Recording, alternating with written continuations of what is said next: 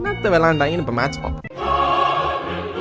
ஓப்பனிங்லாம் எல்லாரும் விளையாடுற மாதிரி நார்மலா தான் விளையாண்டுருக்காங்க. திடீர்னு ஒரு இடத்துல ட்விஸ்ட் போட்டு ஒயிட் பீஸப் ஆயிடுச்சு. கடைசியில என்ன ஆயிடுச்சு, ஒயிட் கிட்ட ரூக்கும் பிஷப்பும் இருக்கு, பிளாக் கிட்ட வெறும் ரூக்கு தான் இருக்கு. தியரிட்டிக்கலா இது டிரா தான், ஆனா பிளாக்ல வச்சுட்டு விளையாடுறது கொஞ்சம் கஷ்டம். என்கிட்ட தான் எக்ஸ்ட்ரா பீஸ் இருக்குல்ல, நான் ஜெயிப்பேன் அப்படின்ட்டு ஒயிட் உட்காந்துட்டான். பிளாக் அதை பார்த்துட்டு இது டிரா தான், முடிஞ்சா ஜெயிச்சுக்கிடான்னு பிளாக் உட்காந்துட்டான்.